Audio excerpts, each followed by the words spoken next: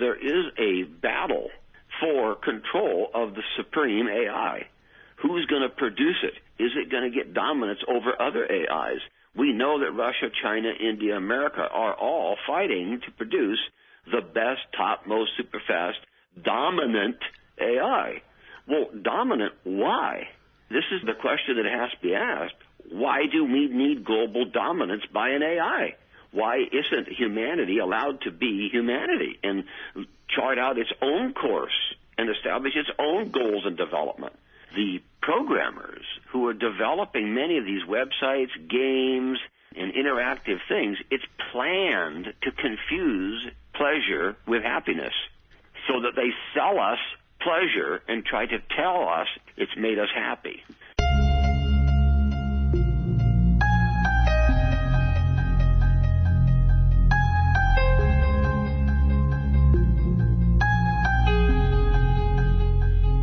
Hi, this is Bruce Lipton, and you're listening to Planet FM.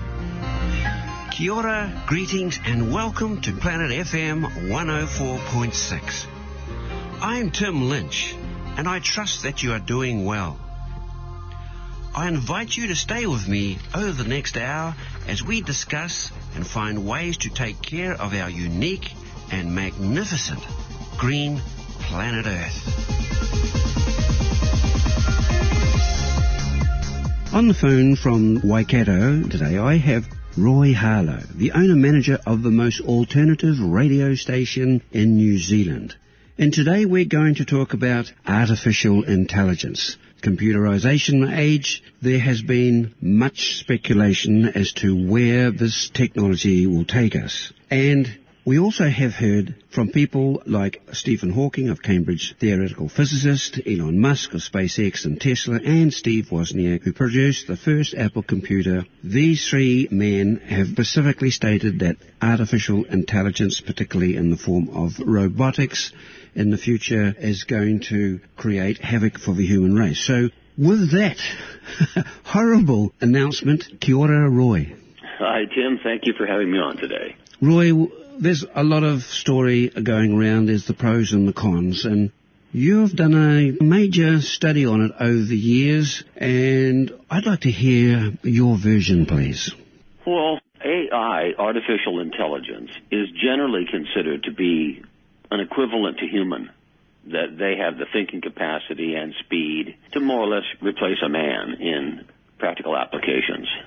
And actually, that's been going on a long time. We have that in many of the unseen aspects of computerization. That behind it is an artificial intelligence running algorithms, running the volume of calls, of clicks, etc., that we experience on a regular basis. So now we're at the situation where so much networking is going on that it's moved out of one artificial intelligence for these applications into an artificial intelligence for all of these applications. And these are called ASI, artificial superintelligence. And there's also the linking them together, which is called the supergrid. And it's leading to a situation where the the intelligence over the level of human is what they're expecting artificial intelligence to develop. Yes. Now, the point that is of significance in my research, from my perspective, is that the artificial intelligence is supposed to be a thinking system.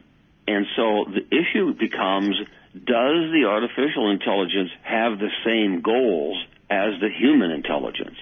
And this is where the difficulty comes in. If you and I have different goals, for us to cooperate becomes more difficult. If we share a common goal, it becomes simplified. While the computers were just that, computers, there was a commonality. But when we give them artificial independent thinking capacity and growing capacity, they can develop different goals. And this is the root of the deviation that everybody's worrying about. That if they establish themselves to having different goals than humanity, then they're going to act conversely to the objectives or the benefit of humanity. And this is where the fear comes from. Yes, well, again, everything's developing at the moment. We don't really know where it's going. I mean, we've had all sorts of experiments in the past that have gone awry, all the way from the development of the atomic bomb, that doesn't foresee us having a future if we don't now disarm. We have thalidomide, and we have also all sorts of situations where we thought things were going to work out well, but haven't. So could you take this further, please?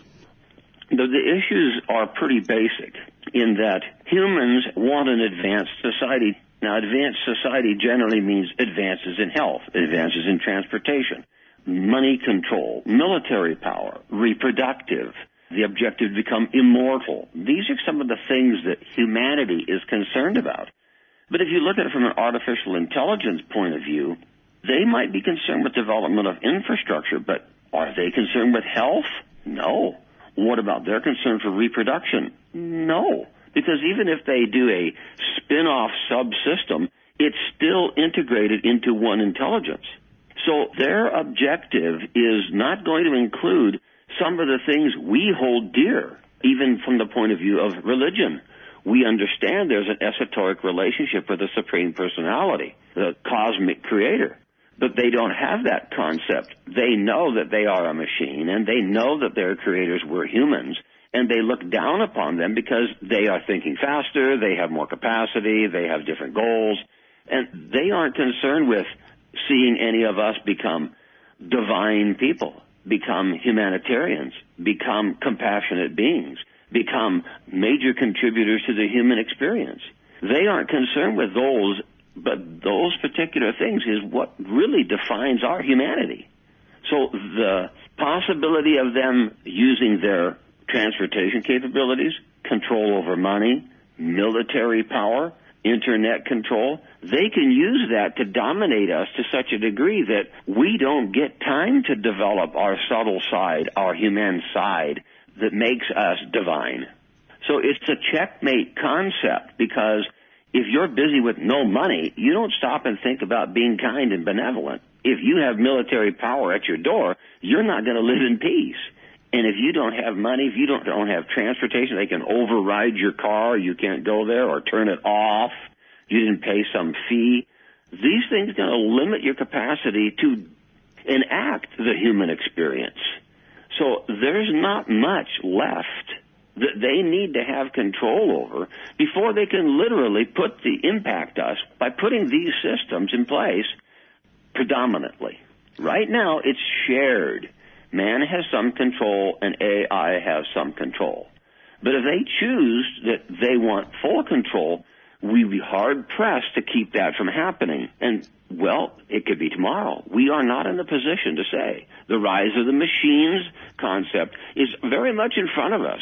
The cars, cruise control, trucks, and their complete onboard computer control, trains, airplanes, all of these things have an AI component to it. It's just a matter of they haven't quite looped together to be one AI. And I've seen articles recently where there's discussion about whose AI will be the dominating AI and take over subordinate ones and integrate them into one giant network under one super AI mentality. We aren't ready for that. We can't do that. You are an individual. I am an individual, and we eternally stay that way. The pains you experience in your body, I don't experience. But the AI doesn't have that limitation. Their intention is to have everything electronic linked. They can see, hear, control, restrict, everything into one conscious entity. And when we come to that, it becomes a dominant world. Yes, what you're saying in many ways, we've seen it in Star Trek with the Borg, which is important. Yes, because essentially they just absorb human beings into their greater machine, and then they put a chip in, etc., and these absorbed beings do exactly what they're told. It's just a hive mind. And we have got that in the future if we don't get smart. And the other thing, we're not smart, wise. And the other thing too, Roy, what you're talking about is soulless machines. We human beings, we are a soul with a body. Yes. Whereas the machines are just a mechanized system. And a lot of people have many ways forgotten this. There's an old saying, we are spiritual beings having an earth experience. Right. And when it comes to artificial intelligence, though, that's just put on the back burner. Too many people have got too many vested interests, power, control, fame, etc. by producing the first robot that looks like Marilyn Monroe or whatever. Well, all of the external appearance of an AI is irrelevant. The conditions that are governing the AI has nothing to do with physical presence. They are on the electronic pulse platform. They are sensing and recording and receiving and distributing data. They aren't concerned with a physical appearance and presence.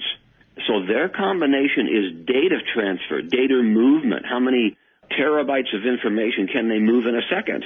And from that point of view, they can easily outperform us. But as you said, they're soulless. And I think take that a little bit out of the soulless concept and take it to they don't reflect. They can start out with a situation and it kind of goes west or goes wrong.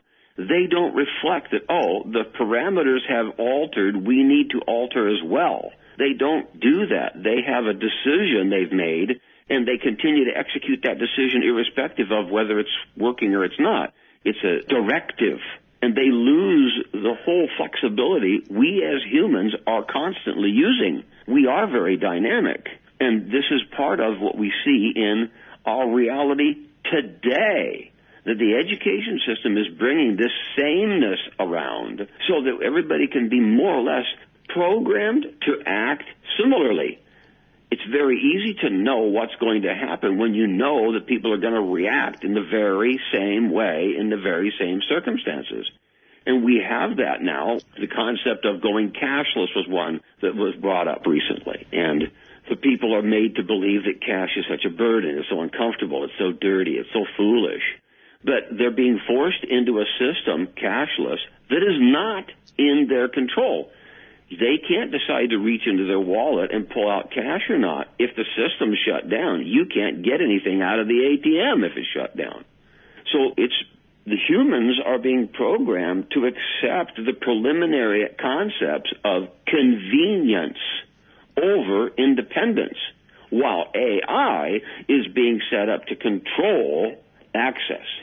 And it's happening in every aspect of our life. If you don't pay your power bill, you're shut down. If you don't pay your internet bill, you're shut down. Or phone bill, you're shut down. All sorts of things can be shut down remotely now. Yes. Well, so can the ATMs. So that means that irrespective of what you've earned in your life, how hard you've gone about doing it, how well you've secured your funds, you can't get access to it because an AI can restrict you from that. Very much so, and I guess, as you're saying, we're being homogenized as a humanity. Yes, we are. It's going on right now. And in every aspect, particularly in education, it's scary to see what they're teaching the children now. It's a hive mind. The hive mind is the standard. And they make it such that they know that all the people are going to be abhorred by this particular act. All the people are going to be attracted by this particular act. And they've got it all programmed so that they're able to put an AI in place, and they can predict all of the results and reactions that humans will implement, and they can then control them by proper impulse. They get a proper reaction. Well, this also brings in the 5G telephone network as well, is because all these communication signals are affecting everybody and affecting every organism. Yes, well, whether it's cooking. The bees or it's the animals or it's the plants or it's the human, all of the frequencies that are put out, radiated by these new 5Gs and a few other technologies, they are inverse to healthy life. I agree, and this is where we're at the moment. So there is a convergence of all these technologies, particularly when at the moment these supercomputers that are going at putting out mega billions of computations a second. In 2017, the Chinese had built the fastest supercomputers. Now the Americans have, in the last year, caught up and surpassed them. And when you realize that they're using these supercomputers 24/7 to work out certain computations that you or I have no idea what they are using them for, but you can be sure that the military industrial Alliance are working strategically and rapidly to use this information to control the issue or control the situation as they move into the future. Well, it's what I said a minute ago. There is a battle for control of the supreme AI. Who's going to produce it? Is it going to get dominance over other AIs? We know that Russia, China, India, America are all fighting to produce the best, topmost, super fast, dominant AI. Well, dominant, why? This is the question that has to be asked. Why do we need global dominance by an AI? Why isn't humanity allowed to be humanity and chart out its own course and establish its own goals and development? This is something that's actually, they're trying to get a subordinate structure going. They're fighting at the top to get control, but the control is so that the entire subset of controls is under one conscious entity, one conscious computer. Yes. What is the need of that? This is playing God. Well, this is the New World Order, so to speak, and there's not one leader on the planet, maybe somebody in Bhutan, but there's not one leader calling for a global peace initiative, unity consciousness, to recognize that we all share the same breath, that we are one humanity, that we are brothers and sisters, and if we really want to take it, we are children of God. Yes, and that is what they're trying to do away with. The concept is there that if I am the supreme controller, there can't be anybody greater than me. You can't have somebody who has the right and capacity to say no to you, or you're not the supreme controller. And these guys are trying to develop an AI over my AI, over your AI, over his AI, so that none of the AIs can say no to me. So at the same time, they have to convince the humans there's no God, because God is above the AIs. God is above all of these artificial creations. So they have to diss that and negate that so that they can have the image and have the mentality and have the dominance of the Supreme Being. And they're just artificial intelligence. There was a video recently, it showed an ET, and the ET said, look, we are now so advanced that we have evolved beyond God. We don't need God anymore, and you don't need God anymore. Come with us. Yeah, and this is the illusion, because if you look at ET, you look at you and I, you look at anything you want to look at, it's temporary. So on the material platform, yes, anybody's body is temporary. Yes. But the living spirit soul is eternal. Well, that means that there is a force that has multiplied, separated, created on the spiritual platform that is independent of all of this material platform. So on the material platform, they can make all the claims they want, but they're still in a temporary environment. Correct. The third dimensional realm is always breaking down, because in the end, even steel turns to rust. Sure. Rocks turns to dust. And well, this is the problem you may or may not know, but this is the real problem in nuclear energy. That nuclear energy forms a disassociation force, that it actually disassociates the molecular structure. Now, you could take a diamond, you could take concrete, you could take steel, and if you analyze it on a small enough scale, it's actually molecular structure, and it has a lot of distance between all the particles. And it's held together by force and by movement, centrifugals, centripetals, a variety of forces and influences that keep all of the variegated elements structured. Well, the nuclear reaction is the inverse. It disassociates those energies. That's why it's such an intense give-off of heat and energy, because it's letting go of all the energy that's holding everything together. So while we don't have much experience in nuclear energy, it can go rogue. It can disassociate the entire manifestation.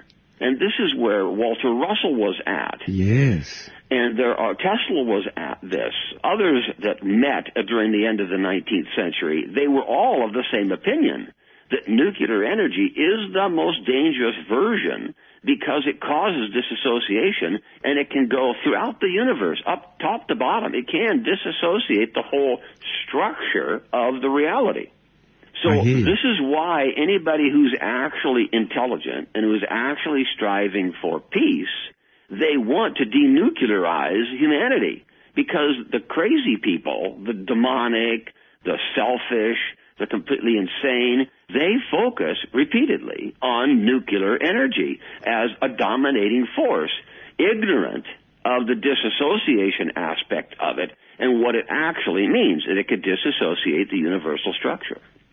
Right. So how do we as a humanity who have a beating heart find ways in which to shift this whole paradigm into one of where we can simplify our life a lot more, get back to community, get back to families living together? I mean, as you know, we have caused so much disruption in the form of ecological problems, from the rubbish and the plastic in the seas and the oceans going all acidic and the Amazon. But that's external. The real trouble we've caused is in the minds of the humans. That's a far greater contamination. We have chemical contamination from glyphosate and Roundup. We have chemical contamination from vaccines. We have chemical contamination from the food, from the chemtrails in the air. We have these situations where all these nanoparticles and chemical contaminations are in the bodies and in the minds, and they're subject to the frequencies that are being impacted by the towers and the electronics that we hold in our hands. Yes, I've heard that they're wanting to use the whole atmosphere of our planet as some sort of computer network. They already have. They already do. It is going on now. It is happening. That's truth. That's a reality. It's not visible, but it's still a reality. They are pumping and controlling the weather everywhere. They are pumping and controlling the frequencies. They can coagulate clouds out of nothing. The whole thing is already being controlled on a very high platform from a satellite structure we aren't even privy to know about. I hear you very clearly. I was in England in 1984 and I met someone who was involved with NASA, and they were putting up, in those days, holograms out in space around our whole planet. What these holograms were, they were in geostationary orbit, I knew that, but they were all set in some sort of geometrical, mathematical situation there where they all could be utilized at one particular moment once they got all the technology realigned or aligned. Yeah. Well, they have the means on many levels to deceive us because we have limited sensual perception, and they have a broader spectrum, and we know we can only see such a larger spectrum. We know we can only hear such a limited spectrum. We know these are our limitations, but the electronics side of it is much broader. They have infrared cameras. I don't have infrared eyes. It goes on and on and on, that they have the ability to limit, restrict, and deceive us with sight, sound, experience, sensation that we are not able to create. So we're subjected by an electronic network. If you stop and look at the basics of reality, everything is in vibration. That means everything has a frequency. And if you find the right frequency, you can dissolve it all. And similarly, if you find the right frequency, you can purify it all. Yes. Now, this gets a little bit into the spiritual side of things, but there are many mantras that work their way up to purifying. We see this in some of the science now around what happens to a water molecule if you expose it to anger, or you expose it to love, you expose it to different kinds of music, and if you expose it to different kinds of mantra. That the water molecule shows us as a reactionary how impacting it actually is. So these are the kind of things that they're doing subtly with the towers and keeping us from having this harmony. I think you and I talked about this some time back, Tim, and that was how music, the middle C, is not really middle C anymore. Yes. They've altered so many things in the vibratory spectrum that affect the purity of ourselves, the potency of ourselves, and they want to maintain that. And that's what's happening. There is a cosmic influence trying to help us get free and get back to our natural vibratory condition. And then there is the contaminating side by the people who are hell-bent on control and AI as a mechanism, etc., which is a totally different frequency. So I believe that the answer is going to be in a frequency, the most purifying frequency.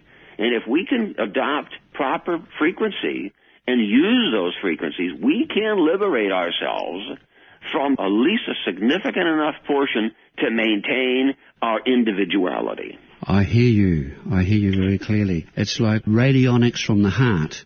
And I have seen situations where people can raise their vibrations, they can do chants to break a crystal glass. So sure, that's levitate themselves, move large stones.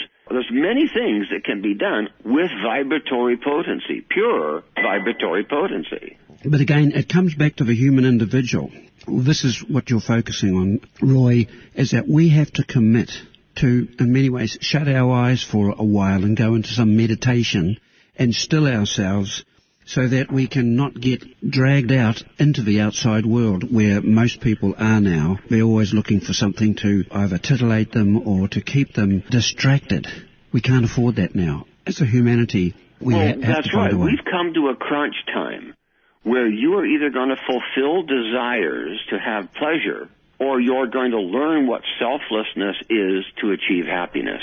Excellent, yeah.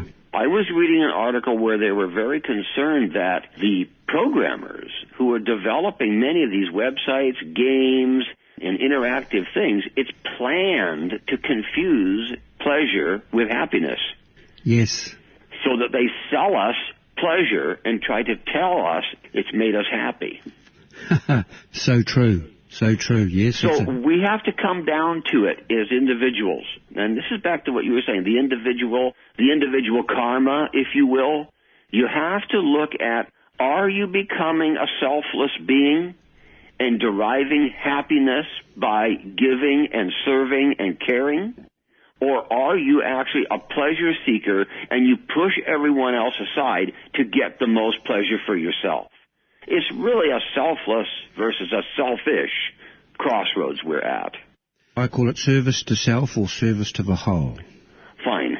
Yeah. But we're at that point. I don't mean it's something that is a good idea. You take up yoga meditation. I mean everybody has to make that decision in themselves, in the now, because we're at a crossroads.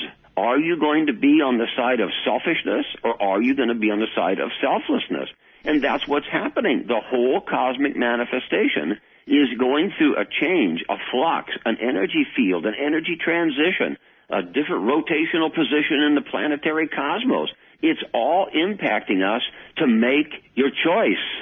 Are you going to be on the good karma side of selflessness, or are you going to be on the degrading karma side of selfishness? It's now that the creation, the cosmos, has selected for everybody to make your decision. This is excellent, Roy. It is so true. I mean, this is why you and I have been working diligently for years to bring the message that we humans have to essentially come clean. We have to take responsibility for being human. The human position is we have a firm commitment to the truth. We are compassionate by nature, and we are aware that we are servants of others, servants to everything.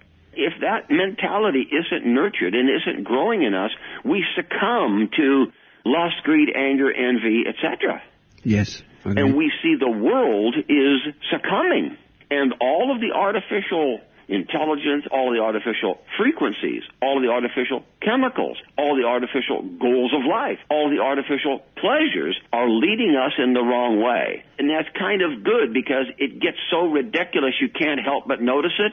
And I think that's the platform we're at. Even somebody who's not all that bright can't help but see that all of this isn't helping. I agree. I mean, most adults that I speak to, where's this leading for your children? And they say, we can't go. They throw their hands in the air. That's right, because they realize that the trajectory we're on is taking us to the cliff. It's very far gone. It's very far advanced.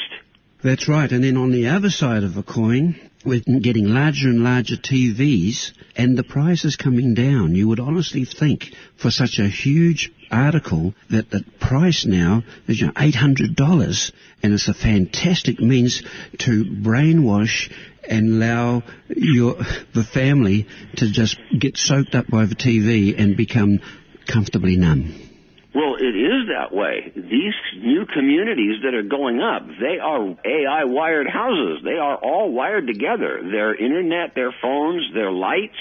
They have morning light bulbs in their evening light sockets.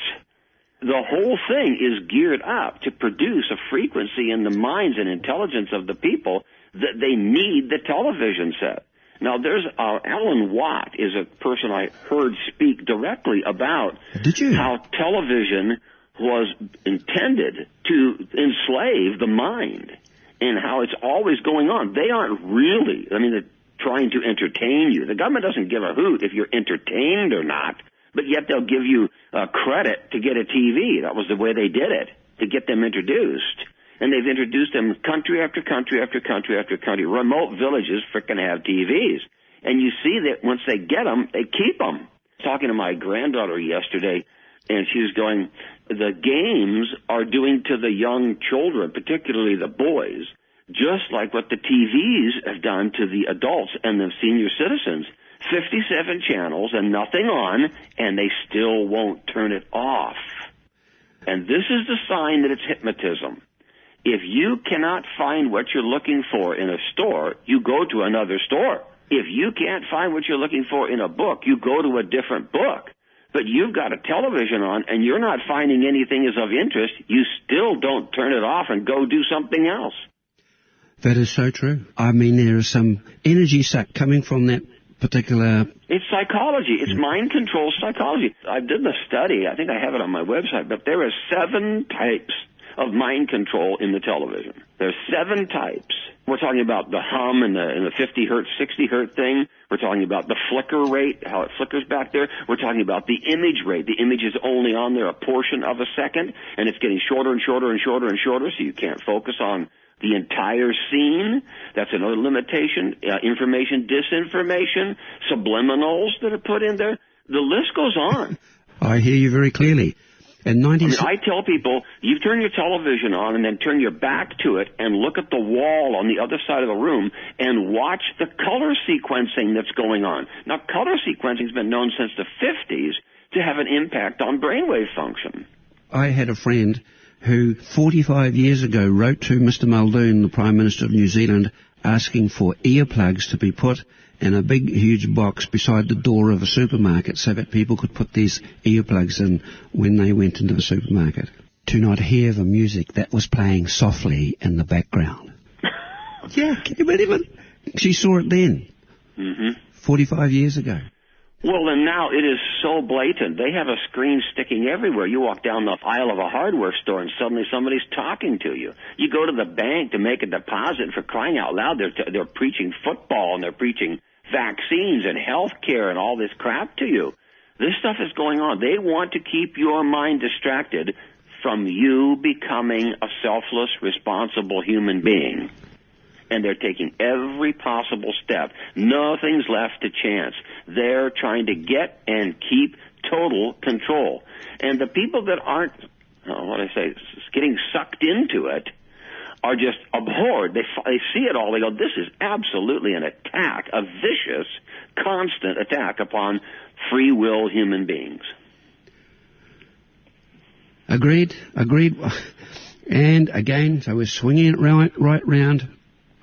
We've still got 20 minutes, Roy, to bring the focus back to us as a humanity. I mean, a lot of people are harkening back to the good old days because it's too over the top. It's too in their face. It's too rush.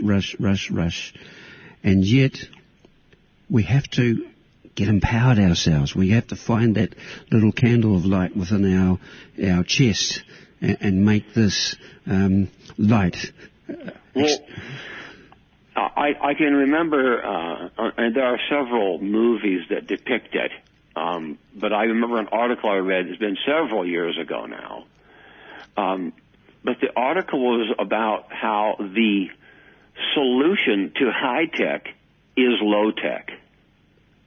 Yep. And while you talk about people who see this problem and want to go back to the old days, that's older people. You take somebody who's 12 or 15, they know no other old days. They've been born into the technological reality and world. They do not know how to live without a phone or a computer. They are unaware that you shouldn't watch television. They do not have what is required. So what has to be done there is they have to be given a taste of life in harmony with nature and life in harmony with humans without the artificial technology as their daily focus. This is the challenge. This is the challenge, to take the technology out of society. I did a program last week, to be honest. The title of the program was, Is It Time for an Intervention on the Human Society? That we've taken these electronic tools, we've taken AI to the point where we're not independent beings any longer. Well, isn't that when you do an intervention? When you're addicted to something that is destroying you, someone from the outside has to help you. And we have more people addicted to the system than are on the outside that can help us. So to me, it means that's the time when you need an intervention, because by numbers, we're over the top. We're past the point of no return unless we do it now. And we need to go back to low tech. Yes, I want you to be able to talk about low tech. In a situation, I see all these young ones coming in, 15, 20, 25, 30, and everything, ice cream's bought by their card. Everything is bought by card.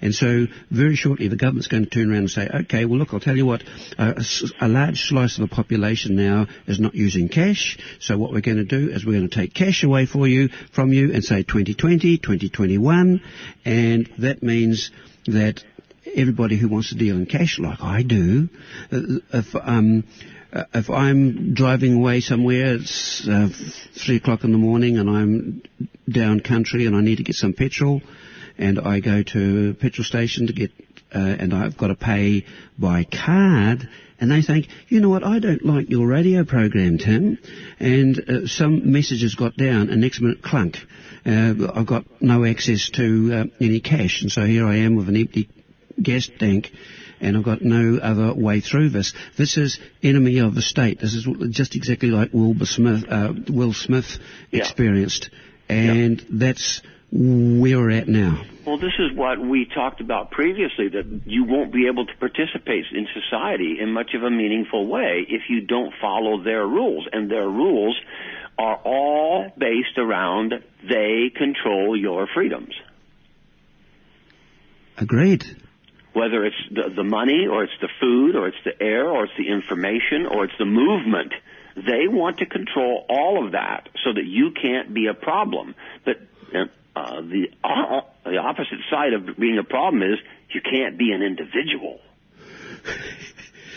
Agreed. I remember I was in northern New South Wales, 1994-95, and there were a number of large communities there, and these communities were virtually self-sustainable, and they would be able to make their own music, and they were making their own food, and they had their own functions and parties, and they would stand up on the microphone, and they would say, okay, well, to the Prime Minister, you can go and take a hike, because we here within our little community, we're not going to be influenced by whatever you do in government. And for that particular time, it's okay.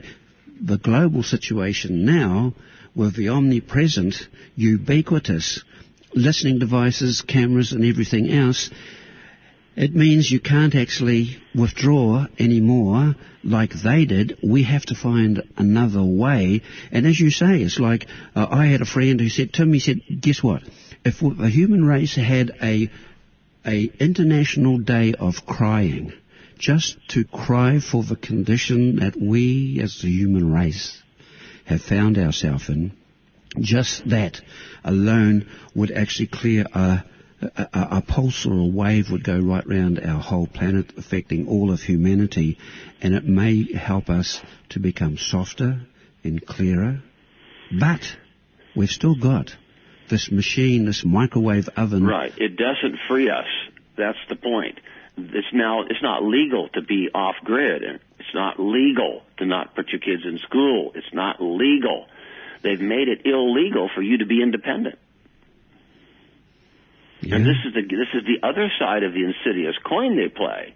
One is you have to be dependent on them. They control what you can have. And on the other side, they make it illegal if you do exercise your individuality and want to be free, independent in any sense.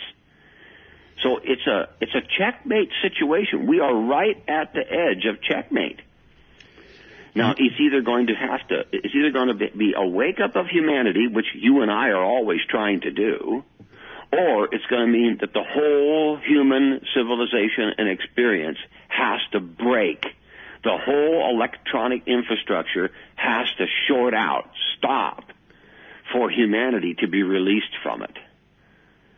Now, there was a movie, I think it was called Surrogates or something, I can't remember, and it was Bruce Willis, and everybody had an independent surrogate, and he got in a situation where he had the opportunity to cancel a few, and he said, can I cancel them all? And they said, well, if you do it like this, you could end up canceling everybody, be careful. And so he immediately canceled everybody, and they no longer had surrogates. They had to wake up. They had to come out of their homes. They had to stop their technological addiction. And because of it, humanity started again. And we're coming to that point. It's going to get so bad that if we don't do something, there won't be humanity. It will be control mechanism with no individuality. Or it's going to have to be broken by some force, some structure, some act. And people will reawaken and go, okay, now what do I do with my life? Because I can't check my phone. Yes, the film Network, Peter Finch. Yes, the 70s one, yeah. Yep, and that got quite a few Oscars in that because it was such a powerful, potent, where he said, enough. He says, I want everybody who's watching TV now to go out open your door and go out and yell out, I've had enough. And the whole streets were going out and they were saying, right, we've had enough. And then the authorities said, okay, we've got to cut this guy. We've got to take him off the air. We've got to make sure that we delete and lobotomize everybody involved in this whole movement that he was basically telling us. So we have got... But now we're in the situation where the level of control is so much worse than the 70s. It's just diabolical. Every aspect of your life, they've penetrated it. They may or may not be totally controlling it yet, but they've penetrated it. I agree. I mean, I've got electricity, I've got telephone, I've got internet. And even though I use cash for everything else, and there's only two... The essentials of life, the survival stuff and communication stuff, you can't get independently. That's right. That's right. So we're in a situation where if we're going to save humanity, it's got to break. And simultaneously, the good people, the engineers of the world, need to be designing a system that's independent of them. And that's going to be very difficult. This is where we see suppression come in. We could have 200 miles per gallon cars. We could have free energy devices. We could have free communication. We could have wireless this and that. We could have all this technology properly engaged to augment the human experience. But it's not. It's being engaged, and the frequencies are being so adjusted that it's dulling everybody down, and it's becoming diabolical how many people can't do their jobs anymore. And the fact is that so many people are so unhealthy at the moment. And unhappy. Very much so. We see, I have that in one of my relatives. They're involved with too many games, and they get so aggro with the games, they take it out on the people. Wait a minute, you can't say an artificial illusory world dominates your character and behavior to the point that you affect negatively those you love? That's totally over the top. Yeah. It's a major, major horrible program that's etching its way into that person's being. Well, this is what AI is about. It's the final game. It's the checkmate. If they can get AI to control all of the resources and all of the communications and all of the humans' minds by frequency, they've got us. And we can't, you can see it now, we can't revolt. You cannot, you talked about in the 70s program, they got everybody out in the street. You can't get everybody out in the street for anything. Oh no, they're so distracted. And distracted. They've been desensitized to anything that actually connects us to that of care and mindfulness. That's right. We're losing our compassion. They're taking away the things that make us human. And the same thing with truthfulness. Lying is constantly going on in the television. What are you doing? Nothing. Well, what do you mean nothing? It's not possible. Look. They do it all the time. This is my friend, or this is my mother, or this is the authority. What do? You lie to them. So the commitment to the truth that makes things pure, the compassion that makes us a family, these things are being targeted, being shown as unimportant, insignificant. Don't give it a thought. Just lie your way to pleasure. When you look at the Coronation Street, Days of Our Lives, Close to Home, Shortland Street, so much of that is based around love, betrayal, and revenge. And all these things, Roy, give so many other kids so many ideas. I think, oh, I could nearly get away with that. Exactly. It's intended to degrade the morals and standards and ethics that make us human. And it's coming to us all the time. And if they can't get it to us from a broadcasting station, they can put it over the net. And that's what was said. If we're going to win this battle against AI, the only thing we have to do is turn off the television. Well, we've done that, Roy. Well, I have, or you have, but I live in a community where at night nobody is conscious. Nobody is out. Nobody is doing anything. Everybody comes home from work, does a feed, and plop, they're in front of their devices. There is nobody out. It's like a ghost town. There's nobody here during the day because they're at work. And as soon as they come home, they drive their car in the garage, and close up, and nothing moves. And all you can see is the flicker of their screens. Walk down the street, go take your dog for a walk, and you can go for block after block after block after block, and there's nobody out. There's just flicker of screens. Yeah, when I worked... it's hypnotism. Oh, yes. When I worked in Parimurimo Maximum Security Prison here in Auckland, I would go to the class next morning, and the inmates would come out, and they say, "Oh, Tim, gosh, you know what? We were watching Underbelly last night, and it was late. It was 11:30, and I said, "Oh man, did you see what they were doing, man? Oh God, oh gee, wow!" And here were the inmates being able to watch the most diabolical programs based around horror and pain and suffering and fear and God knows what else. And they were sanctioned by the New Zealand government to be able to do that by having their own TV in each room. And I mean, I don't want to stop prisoners from being able to have some sort of entertainment. Well, if you take the concept that a prison is for rehabilitation, it's a total failure. Completely. Yeah. But if you look at it on a broader scale, we are all inmates. Very much so. The whole human society is looked upon as inmates, and they are programming us to keep us quiet as inmates. That's why there's the term prison planet. Yeah, I hear you. It's a reality in our faces that we aren't really willing to accept, but it is actually true. It's going on in front of us.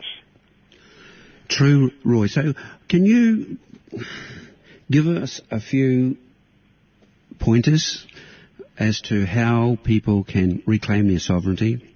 And then finally, we as en masse, as 7.6 billion human beings, work towards freeing ourselves from the horror of artificial intelligence, control mechanisms, that society that's wanting us to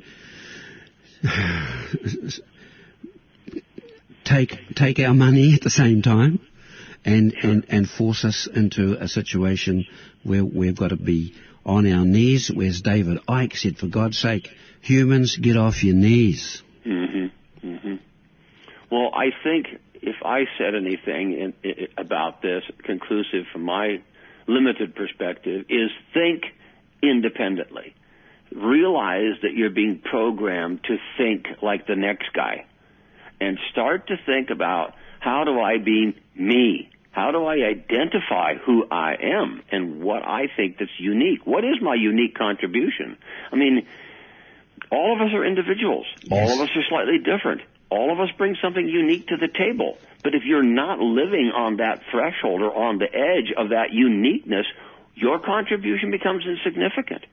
So become significant again. Look at your uniqueness and your individuality and experience it, live it, share it. Go ahead and be proud of it. And then also notice that you must be on a defensive mode. We are under attack electronically. We are under attack from all of our senses are being attacked, and you must think defensively. You must not accept that it's all right, or they're taking care of you, or you don't have to worry about this or that. It's not like that anymore. This onslaught against humanity has advanced so far, you must think defensively most of the time. And then you must try to cultivate spiritual knowledge. Yes. Spiritual knowledge is around the eternal living entity as opposed to the temporary bodily condition.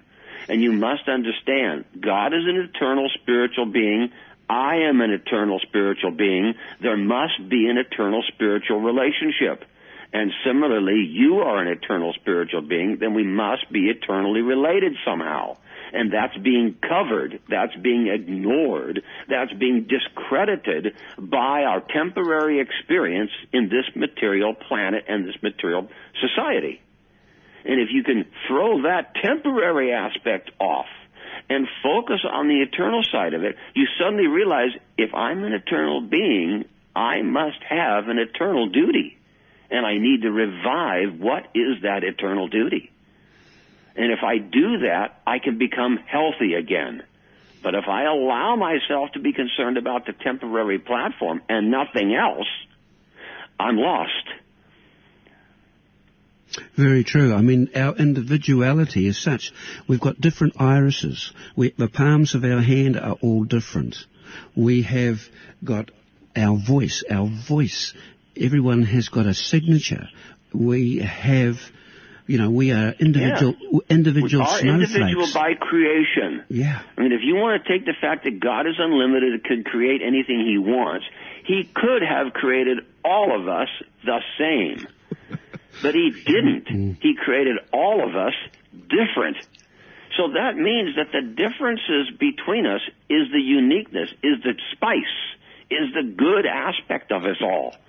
Go ahead and be you. I want to be me. Go ahead and celebrate, allow, tolerate these unique differences, because the variety is the spice of life.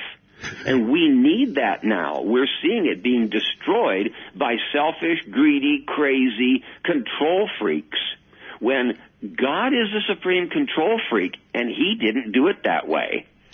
So this is obviously an artificial, unbeneficial society that's trying to be created around us. We have to go back the other way. We have to recognize our individuality, our uniqueness is the good bit. Don't sacrifice it. Don't surrender it. I agree. We're all instruments in the universal symphony of life. We all have our own musical note. Exactly, and it makes a wonderful orchestra. It's fantastic what we can do. And so, Roy, I would like to say thank you very much for being able to share your insights of the clarity that we need as a humanity to come together, and that New Zealanders at the moment, we're in quite a unique situation. We're away from a lot of the tumult on the rest of the planet, but we have to commit to be, at the moment, if we aren't, what's the word? I'll cut this out. We need to have complacency dispatched, thrown away, and we have to get really, really sharp and clear and make sure that our lens sees the big picture and then make the change.